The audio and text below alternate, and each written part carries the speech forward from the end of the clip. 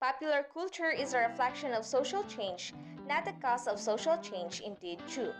Popular culture comes from the clothes we wear, the social media platforms we use, the games we play, and even the music, movie, and book genres we enjoy. Let's take a look at popular culture in the 19th century. The flopper, automobiles, jazz music, movies, and nightclubs were all brought into the American lifestyle throughout the 1920s. Music was still quite popular and brightened people's spirit. The decade of fun, fashion, and rock and roll, as well as social changes, were portrayed in cinema during the 1960s. In the 1980s, comedy films underwent a transformation.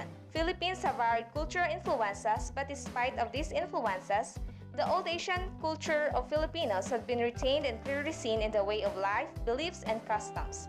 Filipino people are very hardworking and strive to make life better for the next generation of their family.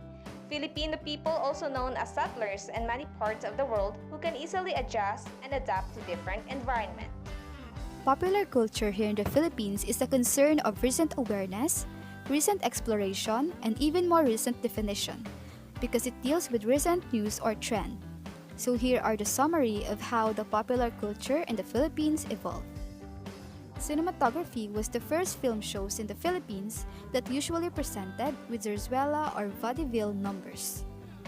The evolution of film.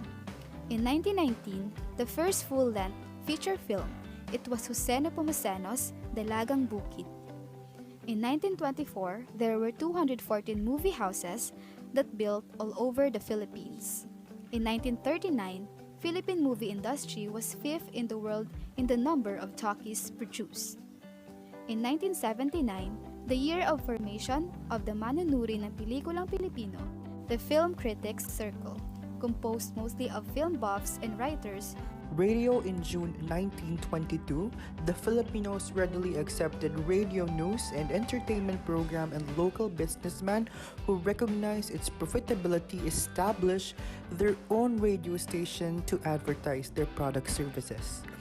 From those early days and past landmarks like the famous Kwentong Kutsero of the 50s, a satire of Filipino manners, mores, politics, and government, which eventually moved to a television, Karne Naman, a situation comedy, and Vic's variety show, the formula of the Philippine radio developed.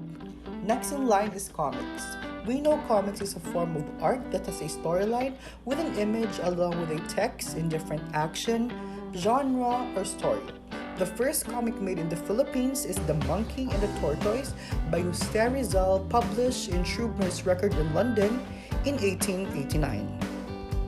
In 1946, the first comics magazine Halakhak was born.